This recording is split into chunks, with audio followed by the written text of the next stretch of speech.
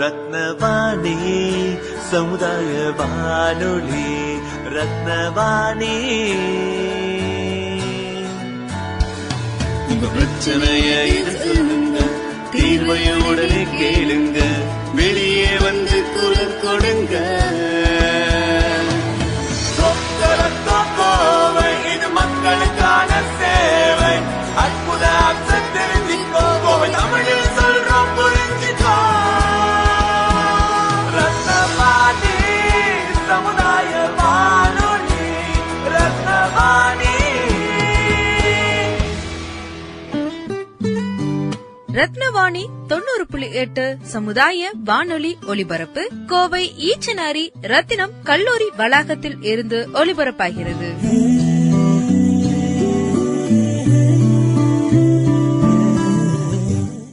ரத்னவாணி சமுதாய வானொலி 90.8 இணைஞ்சிருக்கீங்க. நான் உங்கள் சிநேகிதன் மகேந்திரன்.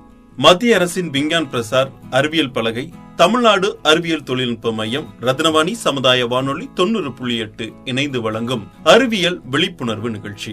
அனைவருக்கும் வணக்கம். இது ரத்னவாணி சமுதாய வானொலி 90.8. நான் உங்கள் ஆர்ஜே தன்யஸ்ரீ. இன்னைக்கு நம்மளோட அறிவியல் விழிப்புணர்வு நிகழ்ச்சியில அறிவியல் வளர்ச்சி மக்களுக்கு எப்படியெல்லாம் பயனுள்ளதா இருக்குன்னு பார்க்க போறோம். நம்ம சின்ன வயசுல இருந்து நம்மளுக்கு ரொம்ப முக்கியமான ஒரு விஷயம் அப்படின்னா கல்வி. அந்த கல்வியை ரொம்ப கஷ்டப்பட்டு, அந்த காலத்துல ரொம்ப கஷ்டப்பட்டு படிச்சாங்க. படிக்கிறதுக்கே முடியாது அப்படிங்கிற ஒரு சூழ்நிலையில படிச்சாங்க. ஆனா இப்ப நம்ம இருக்கக்கூடிய இடத்துலயே நம்மளோட அறிவியல் வளர்ச்சி மூலியமா நம்ம ஈஸியா எல்லாமே கத்துக்கிற வகையில அமைஞ்சிருக்கு. இப்போ நம்மளுக்கு அந்த காலத்துல எல்லாம் ஒருத்தவங்களுக்கு நம்ம ஒரு தகவலை அனுப்பணும் அப்படின்னா அவங்க கிட்ட அந்த தகவல் போய் சேர்றதுக்குள்ளேயே 3-5 தொடர்ந்து அதுல இருந்து ஒரு வாரம் கூட ஆயிடும். அந்த மாதிரியான ஒரு சூழ்நிலை எல்லாம் மாறி இப்ப இருக்கக்கூடிய அறிவியல் வளர்ச்சி மூலியமா எவ்வளவு தூரத்துல இருந்தாலும் அவங்களுக்கு இப்ப நடக்கக்கூடிய ஒரு விஷயத்த அடுத்த செகண்ட் நம்ம ஒரு தகவலா சொல்ற அளவுக்கு நம்மளுக்கு அறிவியல் வளர்ச்சி ரொம்ப பயனுள்ளதா இருக்கு. மனிதர்கள் ரொம்ப கஷ்டப்பட்டு செய்யக்கூடிய ஒரு விஷயத்த ரொம்ப ஈஸியான வகையில அறிவியல் வளர்ச்சி மூலியமா நம்ம செய்ய முடியும். நம்ம சாப்பிடுற சாப்பாடுல இருந்து நம்ம வீட்டுல யூஸ் பண்ணக்கூடிய பொருட்கள் வரைக்கும் எல்லாமே இந்த காலத்துல அறிவியல் வளர்ச்சி மூலியமா நம்மளுக்கு ஈஸியா வாங்கவும் முடியும், பயன்படுத்தவும் முடியும். நம்ம பொழுதுபோக்குல இருந்து நம்மளுக்கு தெரியாத விஷயங்களை தெரிஞ்சுக்கிற வரைக்கும் எல்லா ஒரு விஷயங்கள்லயும் நம்மளுக்கு பயனுள்ளதா இருக்கு அப்படின்னா அறிவியல் வளர்ச்சி தான். இப்போ அறிவியல் வளர்ச்சி பற்றி 2 நண்பர்களுக்கு இடையே நடக்கக்கூடிய உரையாடல ஒலி வடிவுல ஒளிபரப்பாக போகுது. நாம இப்ப அதை கேட்கலாம். டே பாஸ்கர், எல்லாம் லஞ்ச் முடிச்சு கிளாஸ்க்கு போயிட்டாங்க, நீ இன்னும் உட்கார்ந்துட்டு இருக்க, என்ன பண்ணிட்டு இருக்க? அது ஒன்றும் இல்லடா கிறிஸ்டோபர், வர வேர்ல்ட் சயின்ஸ் டே ஃபங்க்ஷன்ல அறிவியல் வளர்ச்சியை பத்தி ஒரு ஸ்பீச் பேசலான்னு இருக்கேன். அப்படியா, சூப்பர்டா, நல்லது தானே. இதுக்கு ஏன்டா இங்க தனியா உட்காந்துருக்குற? ஆனா எனக்கு அறிவியல் வளர்ச்சியை பத்தி அவ்வளவோ எதுவுமே தெரியாது கிறிஸ்டோபர். அதை பத்தி தெரிஞ்சுக்கிறது அவ்வளவு கஷ்டம் இல்லடா. முன்னெல்லாம் ஒரு விஷயத்த பத்தி நமக்கு தெரிஞ்சுக்கணும்னா லைப்ரரி போகணும், ஒரு புக்கை தேடணும், படிக்கணும். இப்பெல்லாம் அது கஷ்டமே இல்லடா, உள்ளங்கையில் உலகம். அதான் மொபைல் போன் இருக்கே, நம்ம அந்த தகவல் வேணும்னா அது தட்டுனா வந்துட போகுது. என் ஃபேமிலி சிச்சுவேஷன் பத்தி தான் உனக்கு தெரியும்ல, இதுல நான் எங்க போன் எல்லாம் வாங்கி. சரிடா, நான் ஒண்ணு பண்ணலாம். உனக்கு என்ன கேள்வி இருக்கோ என்னை கேளு, நான் பதில் சொல்றேன், அவ்வளவுதான். இதுவும் நல்ல ஐடியா தான்டா இருக்கு. இந்த அறிவியல் வளர்ச்சினால நமக்கு என்னென்ன பயன் இருக்கு? இதனால பல்வேறு நோய்களை குணப்படுத்தும் மருத்துவ முறைகள் மற்றும் கட்டடக்கலை வடிவங்கள், மின் விளக்குகள், வானொலி, குளிர்சாதன பெட்டி, இப்படி பல அறிவியல் கண்டுபிடிப்புகள் மனித நிலையே பயன்களுக்கும் அதை பெற்றிருக்காங்க. சரி கிறிஸ்டோபர், இந்த அறிவியல் வளர்ச்சியோட நன்மைகள்லாம் என்ன? இதுல நிறைய இருக்கு, ஒண்ணுன்னா சொல்றேன் கேளு. முதல்ல மருத்துவ முன்னேற்றம்.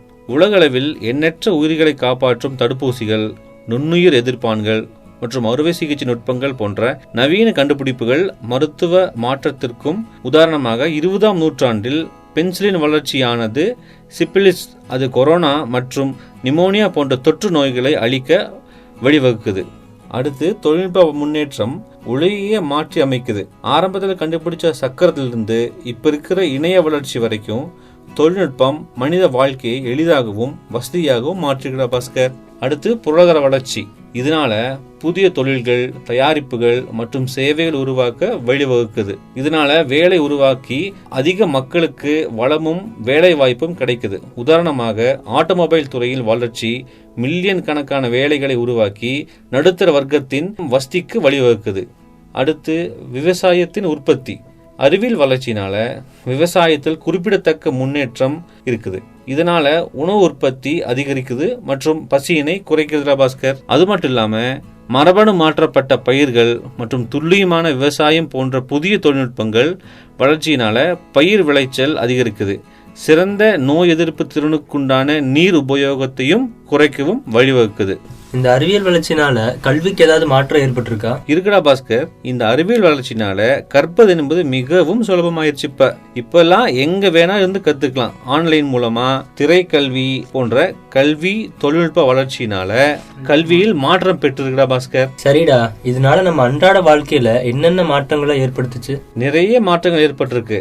சொல்றேன் கேளு. ஒரு காலத்துல விளக்கேற்றி வைக்க நாம எண்ணெய் பயன்படுத்தினோம். அதுக்கு ஒரு எண்ணெய் ஒரு விளக்குன்னு தனியா ஒதுக்கி வச்சிருந்தோம். ஆனா இப்போ விளக்கே பார்க்க முடியல. பட்டி தொட்டிலிருந்து நகரம் வரைக்கும் பளிச்சென்று மின்விளக்கு எரியுது.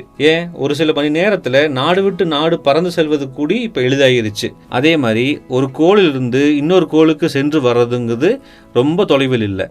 அது மட்டுமல்ல, ஆதி காலத்துல மனிதன் ஏட்டில் எழுதி கொண்டிருந்தான். இப்போ பேனா என்னும் கருவியில் எழுதிட்டு இருக்கான்.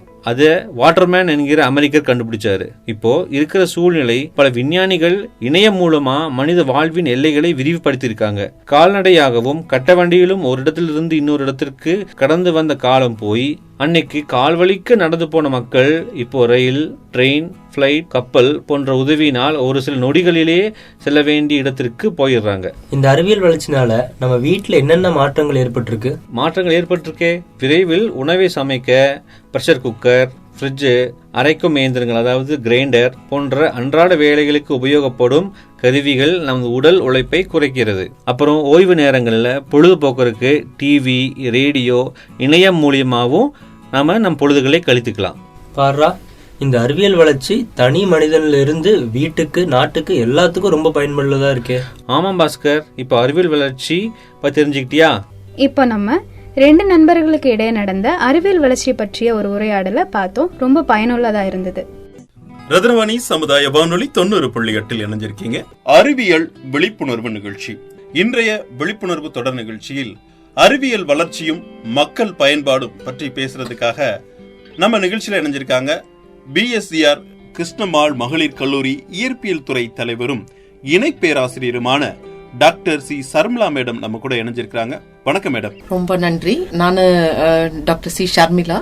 நான் கிருஷ்ணம்மாள் காலேஜ்ல பிசிக்ஸ் அசோசியேட் ப்ரொஃபஸரா இருக்கேங்க. 15 இயர்ஸ் அங்க ஒர்க் பண்ணிட்டு இருக்கேன். இப்போ அறிவியல் வளர்ச்சின்னு பாத்தீங்கன்னா முன்னாடி இருந்த அறிவியலுக்கும் இப்ப இருக்கக்கூடிய நவீன அறிவியல் வளர்ச்சி எப்படி இருக்கு மேடம்? அறிவியல் வளர்ச்சி அப்படின்னு பாத்தீங்கன்னா புதுசு இல்ல நம்மளுக்கு. அறிவியல் அப்படிங்கறது நம்மளுக்கு எதுவுமே புதுசு கிடையாது. முன்னாடியில இருந்து, அதாவது ஆதி காலத்துல இருந்து மனுஷன் எப்போ இந்த நெருப்புங்கிறத கண்டுபிடிச்சானோ அங்கிருந்தே நம்மளுக்கு ஸ்டார்ட் ஆச்சு. ஏன்னா இப்ப இந்த டைம்ல தான், இந்த பீரியட்ல தான் நம்மளுக்கு அறிவியல் ஸ்டார்ட் ஆச்சு அப்படின்னு நம்மளால சொல்ல முடியாது. சோ அப்போ ஆதி காலத்துல இருந்தே எப்பத்துல இருந்தெல்லாம் மனுஷனுக்கு தேவைன்னு இருக்கோ அப்பத்துல எல்லாம் நம்மளுக்கு சயின்ஸ் ஒவ்வொரு கட்டத்திலயுமே டெவலப் ஆயிருக்கு. சோ இப்போ இந்த நெசசிட்டி, அதாவது மக்களுடைய நெசசிட்டி ஒவ்வொரு கட்டத்துல வேற வேற விதமா இருக்கு. இப்போ ஃபார் அன் எக்ஸாம்பிள் இப்போ நம்ம பார்த்தோம்னா, இப்போ முன்னாடி எல்லாம் நம்மளுக்கு இப்போ ரொம்ப இந்த வெயில் காலத்துல நம்மளுக்கு ஒரு கை விசிறி இருந்தது. அது நம்மளுக்கு பத்தாம இருந்தது. அதனால நம்ம என்ன பண்ணோம்னா, இன்னும் கூட கொஞ்சம் 24 ஹவர்ஸ் நம்மளுக்கு இருக்கிற மாதிரி வேணும் அப்படிங்கறதுனால எலக்ட்ரிக்கலா வேணுங்கிறதுக்காக ஃபேன் கண்டுபிடிச்சோம். சோ ஃபேன் காத்தும் இப்ப நம்மளுக்கு என்ன ஆயிடுச்சு, அதுவும் இல்ல அப்படிங்கும் போது இன்னும் அந்த டெவலப்மெண்ட், இன்னும் நெசசிட்டி ஜாஸ்தி ஆக ஆக ஏசி வந்துருச்சு. சோ இப்போ டெவலப்மெண்ட் அப்படின்னு பாத்தீங்க அப்படின்னா, நெசசிட்டி எப்பெல்லாம் மக்களுக்கு இருக்கோ அதுக்கு ஏத்த மாதிரி என்ன மாதிரியான ஒரு சொஃபஸ்டிகேட்டட், நம்மளை சுத்தி ஒரு ஈஸியா நம்மளால வாழ்றதுக்கு என்னென்னலாம் நம்மளால பண்ண முடியுமோ அதுக்கு ஏத்த மாதிரி டெவலப்மெண்ட் ஆயிட்டே தான் இருக்கு. சோ அது டிபெண்ட்ஸ் ஆன் மக்களுடைய மனநிலை. அதாவது இந்த நம்ம எப்படி நம்ம பாக்குறோம். இப்போ ஃபேன் போதும் நம்ம நின்று இருந்தோம்னா அங்கேயே நின்றுப்போம் நம்ம. But we need to come forward. இன்னும் நிறைய முன்னாடி இன்னும் எக்ஸ்ட்ரா வேணும் அப்படின்னு நம்ம நினைக்கிறோம். சோ அதுக்கு ஏத்த மாதிரி நம்மளுக்கு டெவலப்மெண்ட் இருந்துகிட்டே இருக்கு. இதுதான் அந்த ஆதி காலத்திற்கும் இப்பத்திக்கும் இருக்கிற டிஃபரன்ஸ் அப்படின்னு நான் நினைக்கிறேன். இந்த அறிவியல் வளர்ச்சியை பத்தி விழிப்புணர்வு மக்கள்கிட்ட இருக்கிறாங்க, மக்கள்கிட்ட இருக்கா அப்படின்னா, எஸ், அதான் நம்ம சொன்ன மாதிரி சயின்ஸ் டெவலப் ஆகுது அப்படிங்கறது தெரியுது. ஏன்னா நம்மளுக்கே சும்மா இப்போ காலையில எந்திரிச்சு சுவிட்ச் ஆன் பண்ற லைட்ல இருந்து சாயந்தரம் திரும்ப தூக்க போகும்போது நம்ம மொபைல் போன் காலையில் பார்க்கும்போது, அலாம் அடிக்கும் போது காலையில இருந்து எடுக்கு, நைட் லைட் ஆஃப் பண்ற வரைக்கும். ஸோ எல்லாமே சயின்ஸ் தான், நம்மளை சுத்தி இருக்கிற எல்லாமே வந்து சயின்ஸ் தான். ஸோ அந்த டெக்னாலஜி வந்து இன்னும் எவ்வளவோ டெவலப் ஆயிருக்கு அப்படிங்கறது வந்து அப்கோர்ஸ் இப்போ செல்போனுங்கிறது இப்ப யாருக்கிட்டையும் இல்லாம எல்லாம் இல்ல. சோ இப்போ பாத்தீங்க அப்படின்னா ஒரு குக்கிராமத்துல கூட செல்போன் வச்சிருக்கிறவங்க வந்து நம்பர் இஸ் இன்க்ரீசிங் சொன்ன போனோம்னா. சோ அப்போ சயின்ஸ் அப்படிங்கறது வந்து இப்போ கைக்கு வந்துருச்சு, எல்லா மக்களுடைய கைக்கு வந்துருச்சு. ஸோ அப்கோர்ஸ் அந்த ரீசன்ட் டெவலப்மெண்ட்ஸ் தெரியலனாலும் மக்களுக்கு வந்து போதுமான அளவு வந்து அறிவியல் வளர்ச்சி பத்தின ஒரு அவேர்னஸ் இருக்கு அப்படின்னு தான் நினைக்கிறேன். எது உண்மையான அறிவியல் வளர்ச்சி அப்படின்னு நினைக்கிறீங்க மேடம்? அறிவியல் வளர்ச்சி அப்படின்னு நம்ம சொல்லும்போது நம்ம நினைச்சிட்டு இருக்கோம் அந்த லேட்டஸ்ட் டெக்னாலஜி, ஸ்பேஸ்ல போய் ராக்கெட் விடுறது, இல்ல இப்ப இந்த ஒரு நாடை பார்த்து இன்னொரு நாடு இந்த நியூக்ளியர் வெப்பன்ஸை பார்த்து பயப்படுறது. சோ இதெல்லாம் தான் வந்து நம்மளே இப்ப பாத்துட்டு இருக்கோம். நிறைய வேர்ல்டு வார்ஸ் கிரியேட் பண்றதுக்கு இப்போ அந்த ஒரு பர்டிகுலர் கண்ட்ரினா அந்த கண்ட்ரி பத்தி இப்ப நம்ம பயப்படுறோம். சோ ஏன் பயப்படுறோம் அப்படின்னா அவங்க கிட்ட ஸ்ட்ராங்கான வெப்பன்ஸ் இருக்கு. சோ இதெல்லாம் வந்து சயின்ஸ் அண்ட் டெவலப்மெண்ட்ல அவங்க ரொம்ப ஸ்ட்ராங் அப்படின்னு நம்ம நினைச்சிட்டு இருக்கோம்.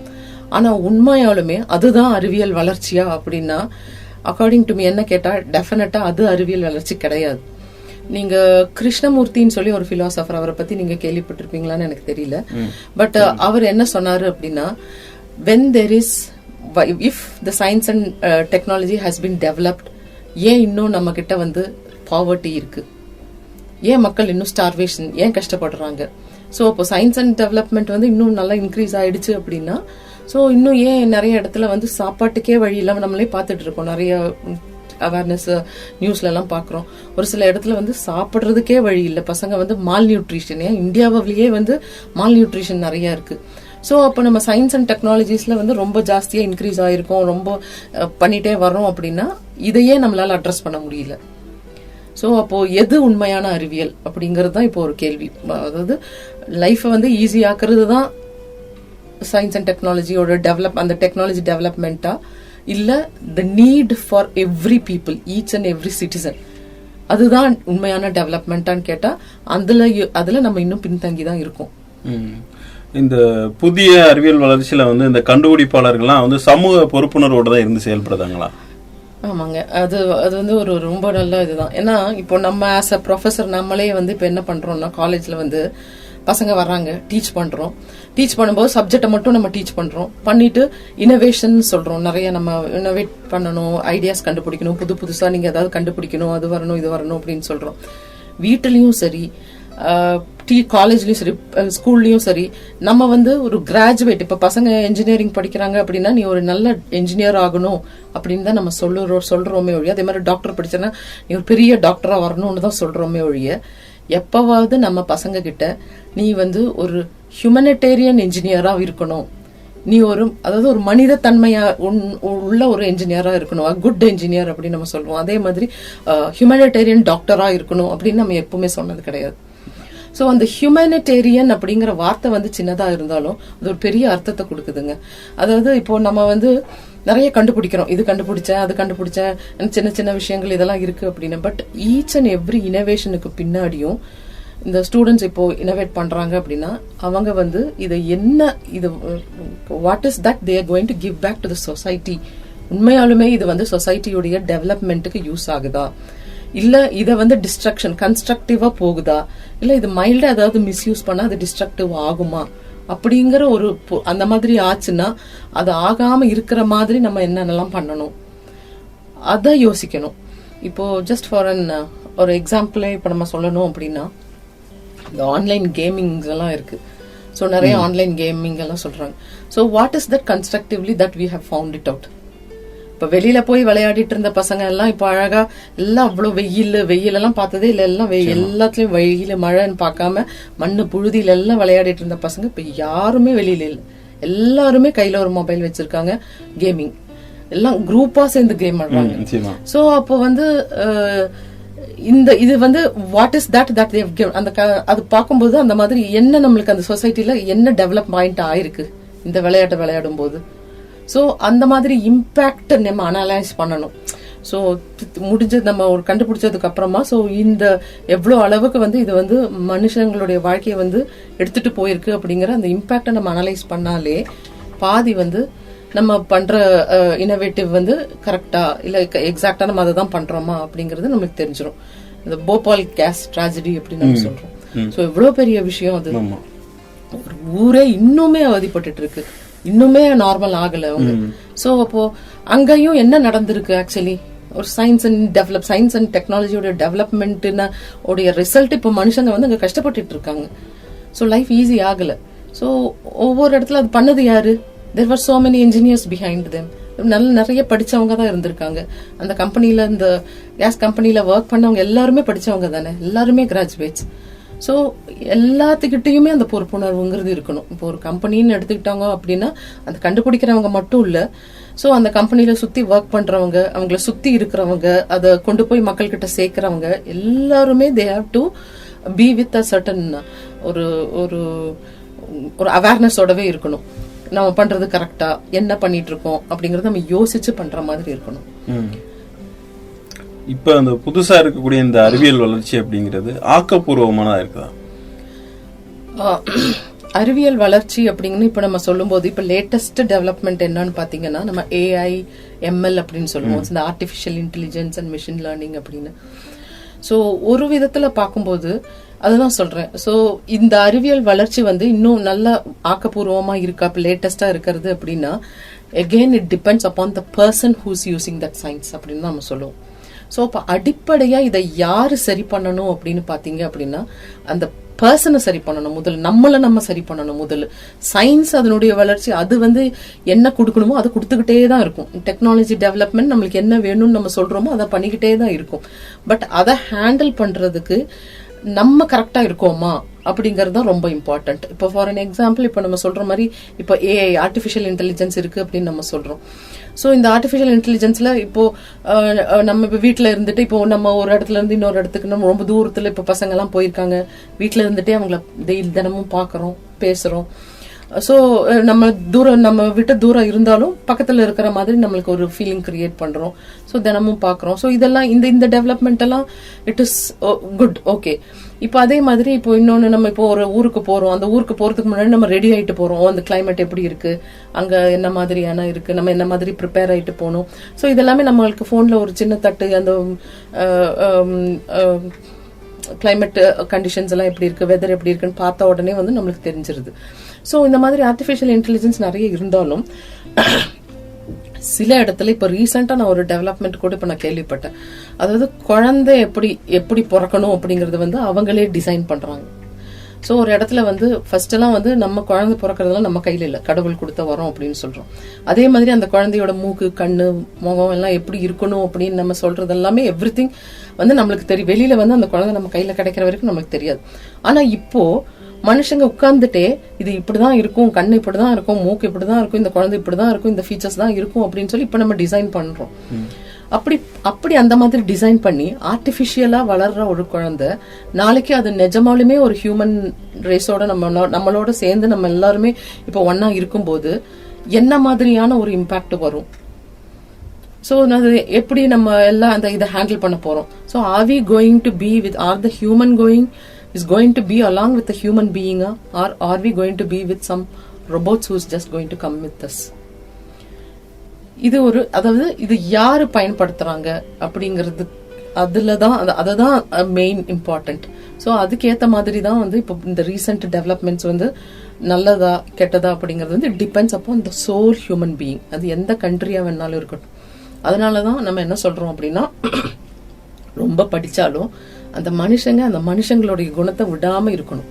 they must have a basic culture அப்படின்னு ஹியூமன் பீயிங் இருக்கணும் அப்படிங்கிறதுக்காக ஒரு பேசிக் கல்ச்சர் இருக்குல்ல, அதை வந்து they have to take forward அப்படின்னு நான் நினைக்கிறேன்.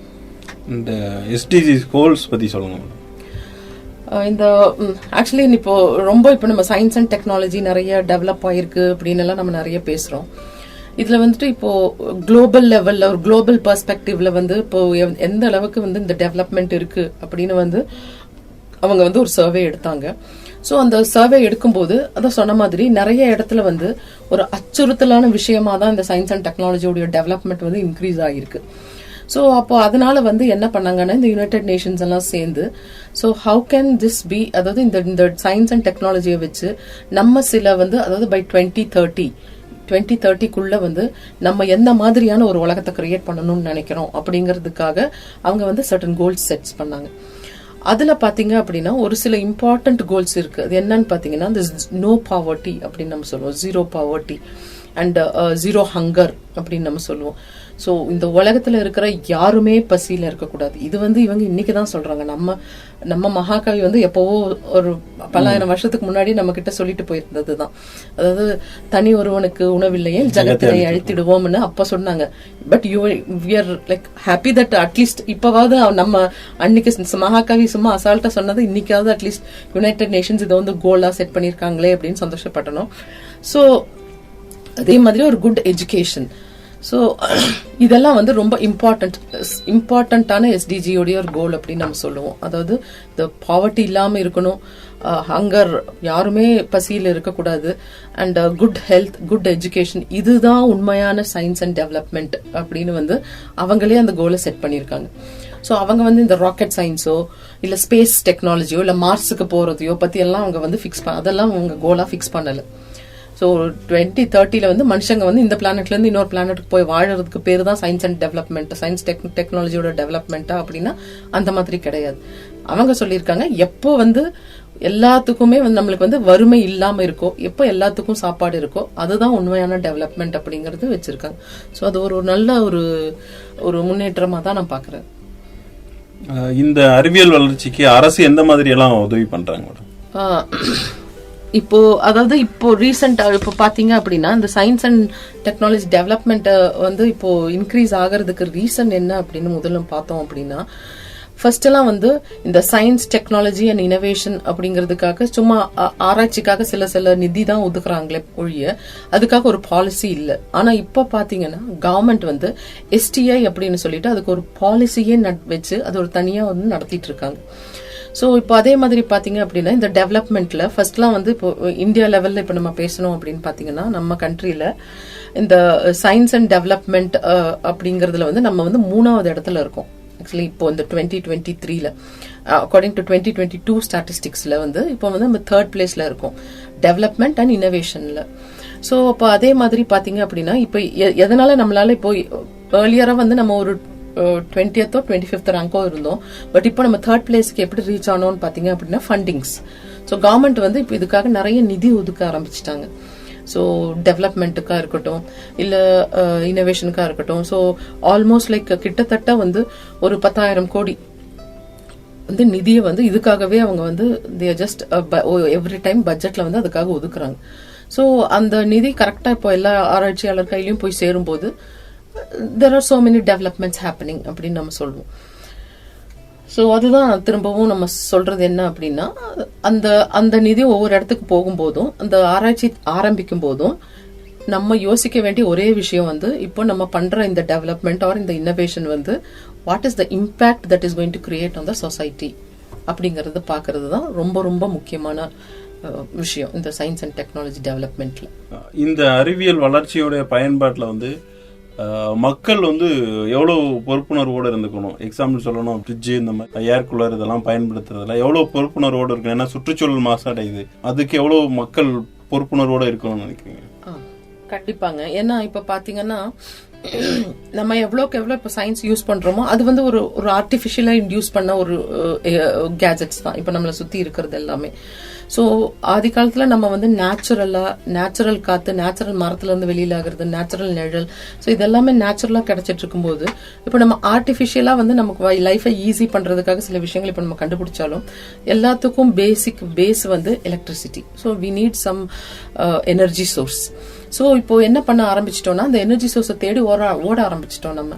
ஸோ எய்தர் இந்த form of like coal mining ஏதாவது பண்றதுனாலும் சரி, இல்ல அட்டாமிக் எனர்ஜியா சரி, நியூக்ளியர் எனர்ஜியா சரி, எதா இருந்தாலும் ஸோ இப்போ நிறைய எனர்ஜி இப்போ வந்து நம்ம நிறைய இன்னும் நிறைய தேவைப்பட்டுக்கிட்டே இருக்கும். ஸோ ஏன்னா நம்மளோட சொபிஸ்டிகேட்டடா லைஃப் யூஸ் பண்றது வேணும்னு நம்ம நிறைய கேஜெட்ஸ் கண்டுபிடிக்க ஸோ எனர்ஜியோடைய தேவை வந்து ரொம்ப இன்க்ரீஸ் ஆகிட்டே இருக்கு. இப்போ நம்ம கூட நம்ம ஸ்டேட்லயே தெரியும், நம்ம ப்ரொடியூஸ் பண்ற எனர்ஜி நம்மளுக்கு பத்தலைங்கிறதுக்காக நம்ம பக்கத்து ஸ்டேட்ல இருந்தெல்லாம் நம்ம வாங்கிட்டு இருக்கோம் எலக்ட்ரிக் சார்ஜஸ்.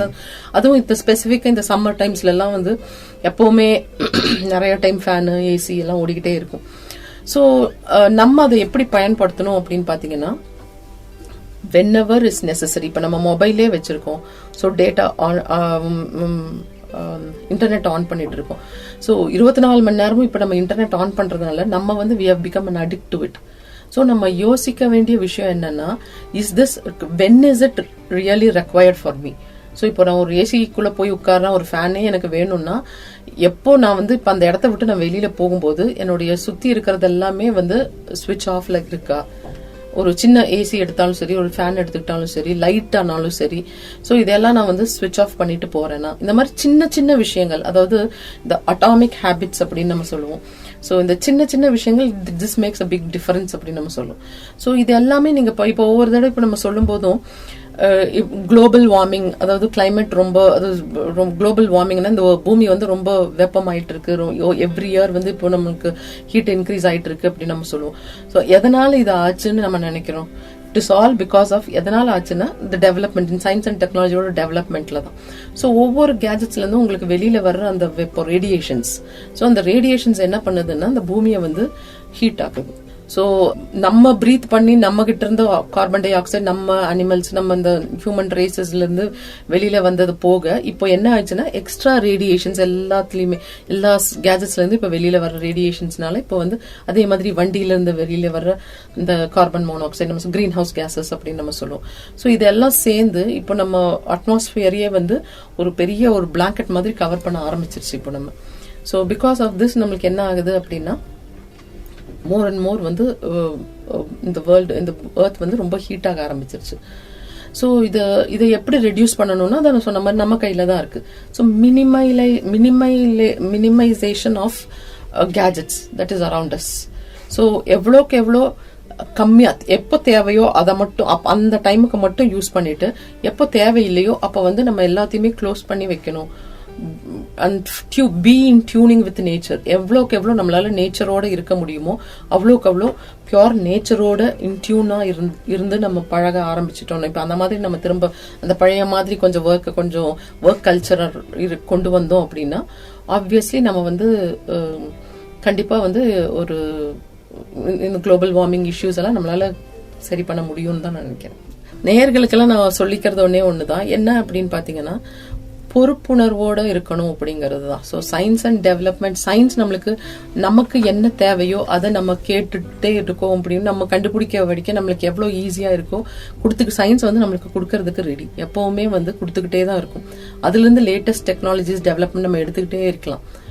பட் அதை நம்ம எப்படி யூஸ் பண்ணணும் அப்படிங்கிறது வந்து நம்ம கையில தான் இருக்கு. ஏன்னா நம்ம கேஜெட்ஸுக்கு நம்ம வந்து அந்த டெவலப்மெண்ட்டுக்கு அடிமையாயிடக்கூடாது.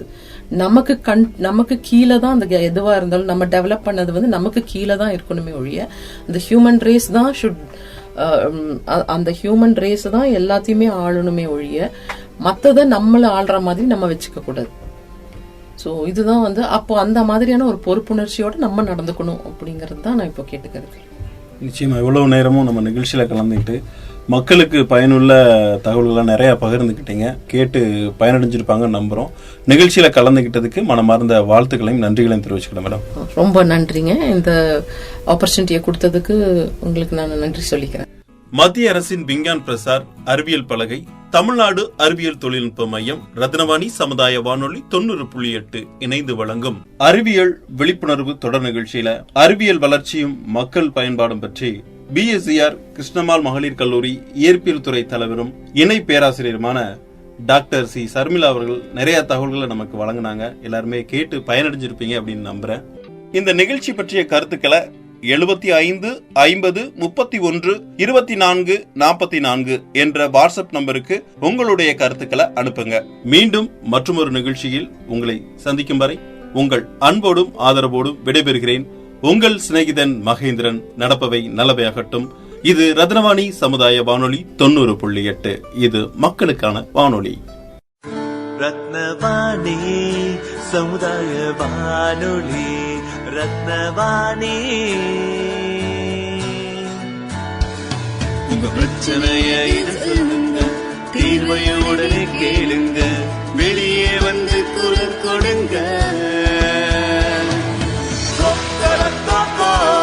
இது மக்களுக்கான சேவை, அற்புத தெரிஞ்சுக்கோ, தமிழில் சொல்றோம் புரிஞ்சுக்கோ.